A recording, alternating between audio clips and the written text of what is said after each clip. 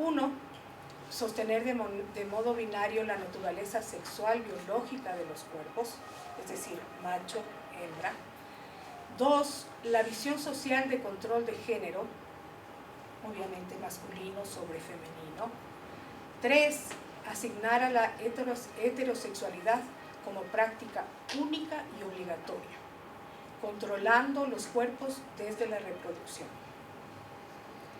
Esta articulación psicosocial de sexo, género y deseo conforma la economía y legislación del cuerpo, concepto de Torras. Sin embargo, las categorías hombre y mujer, siendo categorías político-económicas, no son eternas. Podrían desaparecer y con ellas un sistema opresor. La repetición es la forma en que opera el poder para construir la ilusión de una identidad heterosexual sin fisuras, ¿no? Y todo lo que Butler ha desarrollado sobre esa temática, de cómo esa repetición incluso se hace necesaria precisamente porque esa identidad heterosexual es solo una ilusión, y por eso deberíamos repetirla y repetirla hasta internalizarla. De que se logra, pero ahí están los intersticios para ver qué se puede hacer. Genealogía de la sexualidad. El siglo XVII se constituyó en una época represiva. Se impuso el teocentrismo, Estado e Iglesia fueron uno, la doctrina eclesial se aplicó con su política cultural de los fluidos, el semen infructuoso era pecado, era en consecuencia la masturbación, el sexo oral y anal también pecado, ¿no? Tres grandes códigos explícitos rigieron las prácticas sexuales: el derecho canónico, la pastoral cristiana y la ley civil. Fijaron cada uno a su manera la línea divisoria de lo lícito y lo ilícito, ¿no? De acuerdo a lo que nos ha escrito Foucault. Tres discursos sobre la sexualidad, la medicina, la psiquiatría, que elaboró la etiología de las enfermedades mentales, anexando el conjunto de las perversiones sexuales, y la justicia penal, que se encargaba de los crímenes sexuales considerados como execrables. Las prácticas no enmarcadas en esta lógica serían aberrantes, sea por su índole moral, legal o física. Lo prohibido, antinatural, es decir, en donde no hayan las condiciones sociales de higiene y legales establecidas, ¿no? Un poco, creo que... Entonces, ¿qué se va generando cuando, digamos, en la estructura social se aplican todas estas corrientes, estas leyes, la pastoral cristiana? Se va generando un alguien diferente, un diferente al que le vemos, ¿no es cierto?, no como el semejante, sino como aquel, en este caso yo le puse la otredad de semejante, como aquel que no es igual a nosotros y por lo tanto no es normal. Y las preguntas que surgen, tanto científicas, digamos, como de los saberes e imaginarios populares serían: ¿es peligroso? ¿Se puede curar, readaptar? ¿Es susceptible de sanción penal? ¿Está loco? El monstruo humano, figura que representa una noción jurídico, biológica y corporal, una combinación de lo imposible y lo prohibido. La genealogía de la anomalía y del individuo anormal. El individuo a corregir. El marco de referencia para esto es la familia, ¿no es cierto?, que ejerce su poder, el sistema de salud, que ejerce su poder a través de la familia, y todas esas redes de apoyo: escuela, taller, policía, el barrio, la calle, la parroquia, la iglesia, que además, digamos, son las entidades también que permiten esta repetición de lo que sería la normalidad. Entonces, uno de los resultados de esto, obviamente, es la patologización homosexual. Desde el siglo XIX, el cuerpo ha sido central para las construcciones sobre el origen del homosexualismo, tanto científico y popular. Se hicieron mediciones a sujetos sospechosos de ser homosexuales y fueron clasificados de acuerdo a tipologías sexuales. surgieron distintos postulados y vínculos entre el cuerpo y el deseo homosexual. ¿Qué puede revelar el cuerpo sobre las causas y manifestaciones de deseos pervertidos? ¿Sería una fuente confiable para determinar quién es homosexual? ¿Se puede encontrar la homosexualidad en o sobre el cuerpo? ¿Cuáles son sus signos? ¿Qué partes o territorios del cuerpo lo revelan? Y hay dos grandes estudios muy conocidos que se realizaron en donde se revistaron y se tomaron fotografías de muchísimos homosexuales.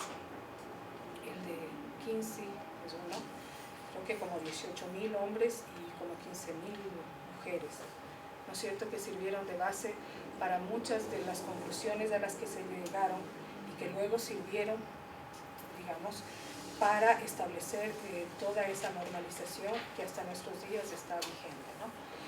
Dos ideas son claves.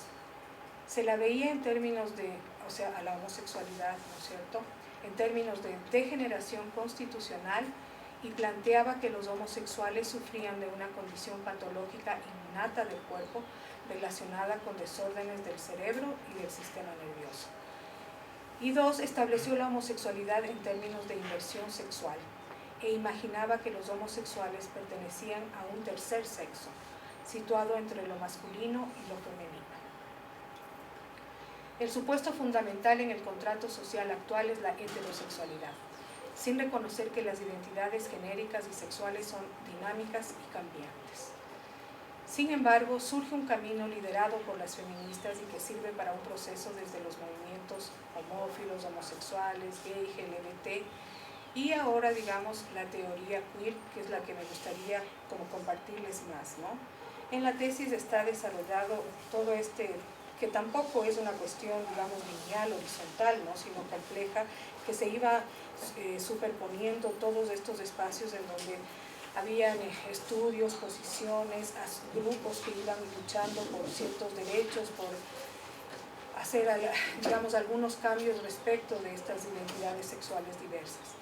La teoría queer parte de la consideración del género como una construcción y no como un hecho natural, y establece la posibilidad de repensar las identidades desde fuera de la normativa impuesta por una sociedad que concibe la sexualidad como constitutiva de una separación binaria de los seres humanos. Uno de los autores de la teoría queer, Rafael Mérida, señala que la teoría queer rechaza toda clasificación sexual. Echa por tierra las identidades gay, lésbica, transexual, travestí e incluso la hetero, para englobarlas en un mundo raro, totalizador, subversivo y transgresor que promueve un cambio social y colectivo desde diferentes instancias en contra de toda condena, al fin de que todas las identidades sociales serían anómalas sin excepción. El sujeto adolescente homoerótico. ¿Cómo, digamos, se ve el sujeto adolescente? Gozan de más acceso a educación, pero menos acceso a empleo. Más acceso a la información, pero menos acceso al poder. Más destrezas para la sociedad de la comunicación, pero menos autonomía. Más provistos de salud, pero menos reconocidos en su condición específica. Más receptores de políticas públicas, pero menos protagonistas de cambios. Y un gran desconocido de entre los adolescentes es el adolescente homoerótico. El suicidio adolescente.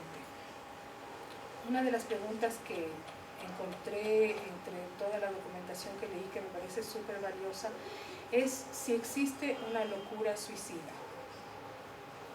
La medicalización del suicidio constituye un dilema bioético. La comprensión de ciertos actos suicidas o de una muerte voluntaria y deliberada supone no solo la defensa de ciertos principios bioéticos, sino la aceptación y respeto de ciertos casos en los que la muerte voluntaria es en sí misma un derecho que posee cualquier ser humano.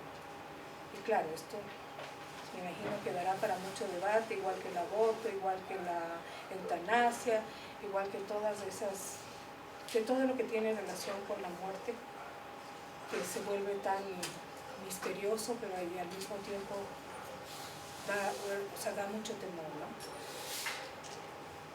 Quería compartirles también, dentro de lo que es el sujeto adolescente neurótico, este dispositivo que es el armario, el closet, que es tan importante, ¿no es cierto? Y que es tan común conocer esta frase de salió del closet, va a salir del closet, no sale del closet, porque claro, digamos en el imaginario social salir del closet es una fórmula exitosa porque uno termina aceptándose y sin embargo también es algo que uno debe repensar o pensar más profundamente, ¿no? La eficacia de este dispositivo es evidente, pues tanto la permanencia como la salida del armario obliga a una vida esquizofrénica, causa desdoblamiento de personalidad, haciendo que la víctima se crea la única culpable de su encierro, tanto como de las consecuencias de su salida, porque siempre habrán consecuencias. En mi tesis yo tengo citadas algunas cartas de suicidas adolescentes de sexualidad diversa, pero me pareció prudente traer esto que bajé de Parole de Queer, porque esto acaba de ocurrir en diciembre en España. El pasado día de Nochebuena moría en Barcelona Alan, un chico trans de 17 años. Había sido uno de los primeros menores trans que había obtenido un cambio de nombre en el Documento Nacional de Identidad en el Estado español, que por cierto tiene leyes bastante favorables, permite el matrimonio, la adopción, o sea, realmente está avanzado el sistema legal. Y sin embargo, la legalidad del nombre no pudo contra la fuerza de los que se negaron a usarlo. La ley no pudo contra la norma. Los episodios constantes de acoso e intimidación que sufría desde hacía 3 años en los 2 centros escolares en los que se había matriculado acabaron por hacerle perder confianza en su posibilidad de vivir y le condujeron hasta el suicidio. Aquí les quiero compartir así un pedacito porque como solo tengo 25 minutos y no sé ni en cuántos voy. 20. Bueno, el análisis intertextual en la novela Conquering Venus. Y puse este fragmento de la novela que me parece una metáfora muy interesante. Decía, distorsionaba su imagen, fragmentándolo como si fuera una pintura surrealista o un espejo, de esos espejos de parque de diversiones, ¿no es cierto?